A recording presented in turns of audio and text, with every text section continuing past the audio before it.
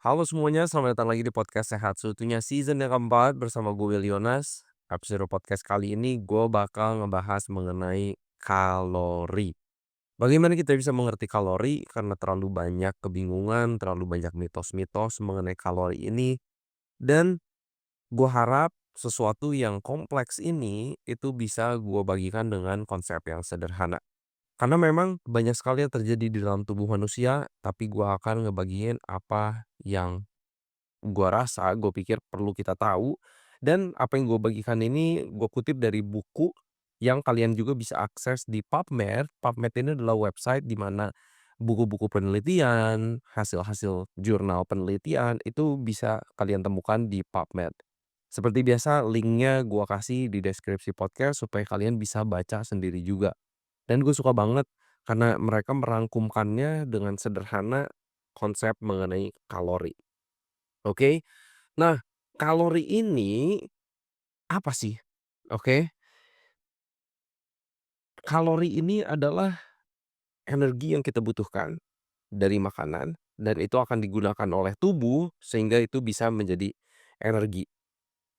Kebutuhan dasar kalori kita dalam satu hari, ya kalian pasti pernah dengar lah, "Oh, manusia butuh 2.000 kalori, kalau perempuan butuhnya 1.500 sampai 1.800 kalori."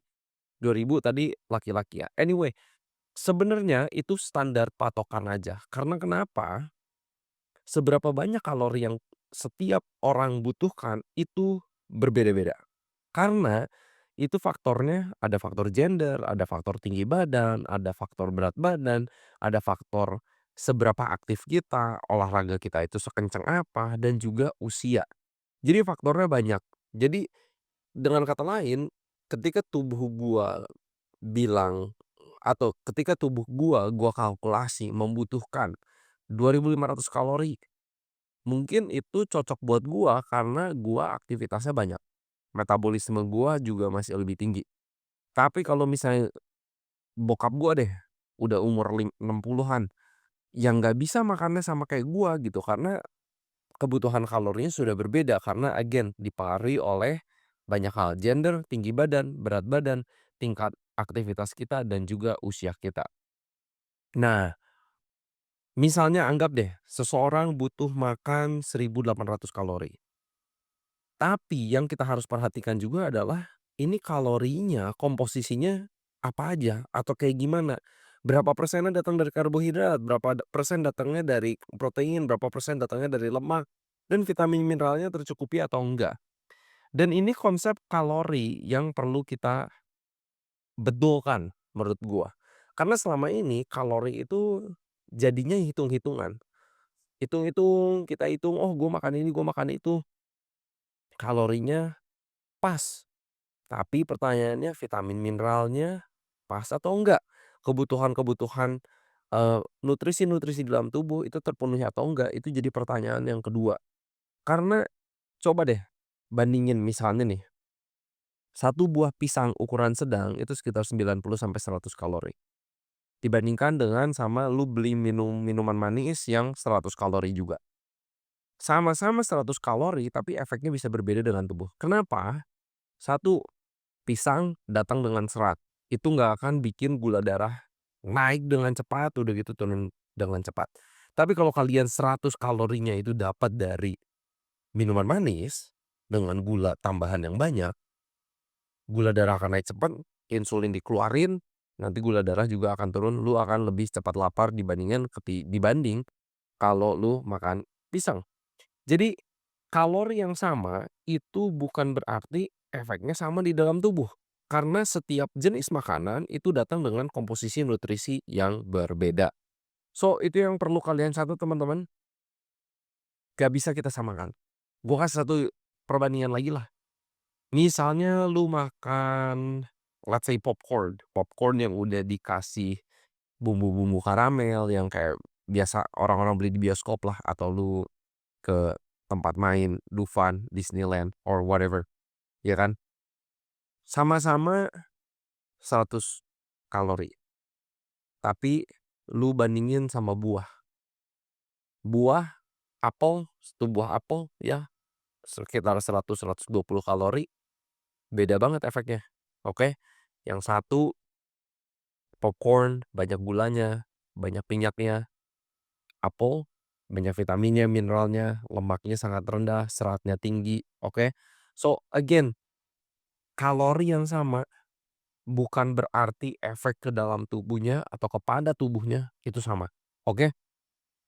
Nah, sekarang yang perlu kita perhatiin juga adalah komposisi kalori yang masuk ke dalam tubuh kita itu seperti apa. Contoh nih, buat anak-anak balita yang di bawah usia 5 tahun, kalori kebutuhan mereka itu pastinya lebih rendah daripada orang dewasa, tapi mereka masih membutuhkan jumlah lemak yang lebih banyak dan jumlah vitamin, mineral tertentu yang lebih banyak karena mereka dalam pertumbuhan yang cukup pesat, oke, untuk anak-anak balita.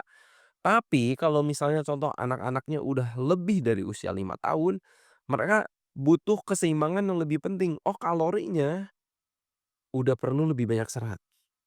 Karena kalau bayi yang terlalu atau di bawah 5 tahun, kalau kita kasih terlalu banyak serat mereka akan sembelit, oke.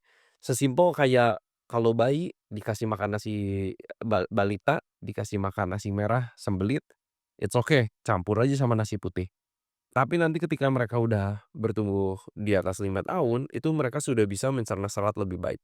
Dan untuk anak-anak yang di atas usia 5 tahun ke atas, itu sumber lemak juga perlu diperhatikan, protein juga perlu diperhatikan, kalsium juga perlu diperhatikan.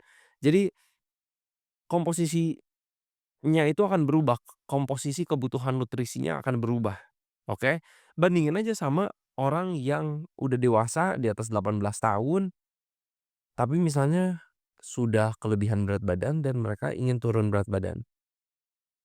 Jumlah kalorinya akan berbeda, komposisinya juga akan berbeda, oke. Itu satu yang ingin gua luruskan konsep mengenai kalori, oke. Nah, kalau soal kalori ini seringkali orang hitung-hitungan ya kan kayak, "Oh, kalau gua mau weight loss kurangin 500 kalori per hari." Memang itu standar pengajaran nutrisi yang gue juga belajar ketika gue di kampus gitu ya. Oh, kebutuhan orangnya 2.500 kalori, oh mau turun berat badan ya turunin aja 500 jadi 2.000 kalori per harinya. Tapi matematikanya itu nggak segampang itu. Again, karena kalau misalnya udah diturunin 500 kalori per hari, tapi misalnya gue kasihnya ekstrim diet lah, gue kasih cuman mentega doang, margarin doang buat orang yang makan sebanyak 2.000 kalori. Apakah dia akan turun berat badan? Apakah dia bisa menikmati perjalanan penurunan berat badannya? Tapi secara matematika 2.000 kalori, ya kan? Dan again, weight loss, perhitungan kalori itu nggak segampang itu terjadinya di dalam tubuh kita. Contoh, lemak aja. Kita selalu selalu masih apa ya, ada kegalauan kali ya, kalau gue istilahkan. Lemak efeknya juga beda di dalam tubuh. Lu makan mentega, lu makan margarin, sama lu makannya misalnya makannya alpukat. Lu makannya dapat lemaknya dari kacang-kacangan, lu dapat lemaknya dari minyak zaitun. Akan sangat berbeda efeknya gitu ya. So again, weight loss itu nggak segampang matematika hitungan kalori. Dan banyak sekali orang yang beranggapan bahwa, "Yes, gue bakal olahraga lebih, makan gue nggak mau diatur, sehingga gue bisa mengalami penurunan berat badan." Well, that's not true. Karena kebanyakan kalori atau mayoritas kalori yang kita makan sebenarnya udah dibakar untuk menjalankan fungsi tubuh. Pembakaran kalori dari olahraga itu susah, guys. Kalau kalian kalian bisa dengerin episode-episode di season ketiga, itu gue bikin satu episode juga mengenai, bagaimana membakar kalori, sesusah apa sih membakar kalori dalam saat berolahraga, it's hard. Misalnya contoh nih, gue main tenis 2 sampai 3 jam, gue bisa ngebakar sekitar 800 sampai 1.000 kalori, oke. Tapi untuk makan 1.000 kalori gampang banget, gampang. Lu makan yang digoreng-goreng, lu makan full meal, terus, lauk-lauknya banyak digoreng, itu udah gampang banget mendekati 1.000 kalori. Jadi ngebakar kalori itu berat, masuknya gampang.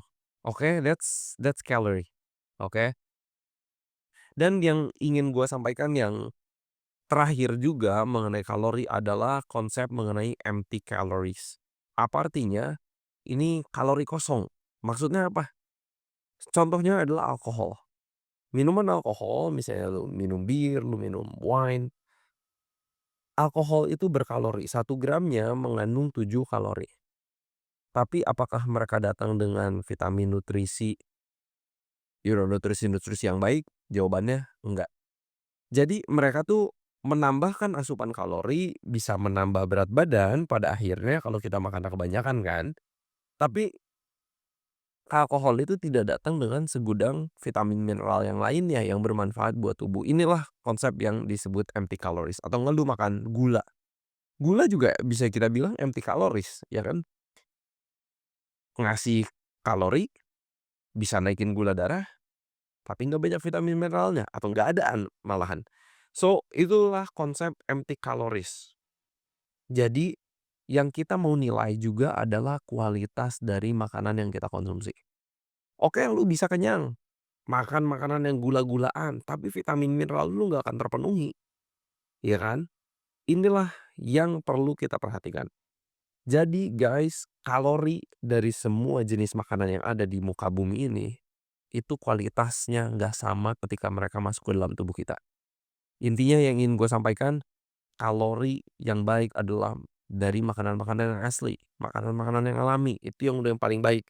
Tapi ketika kita makan makanan bungkusan, minuman-minuman berperisa, itulah banyak makanan-makanan yang kualitasnya udah beda, oke? Walaupun mereka juga menambahkan vitamin mineral lagi, ya, mereka fortifikasi juga.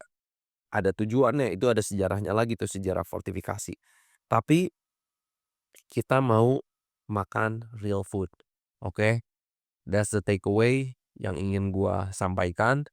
So, konsep mengenai kalori semoga dari episode podcast ini bisa sedikit lebih jelas. Gua akan kasih link dari buku, dari PubMed yang gua baca dan rangkumkan untuk episode podcast kali ini.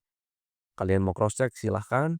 Semoga kalian tercerahkan sedikit mengenai kalori dan seperti biasa harapan gua semoga kita sehat seutuhnya.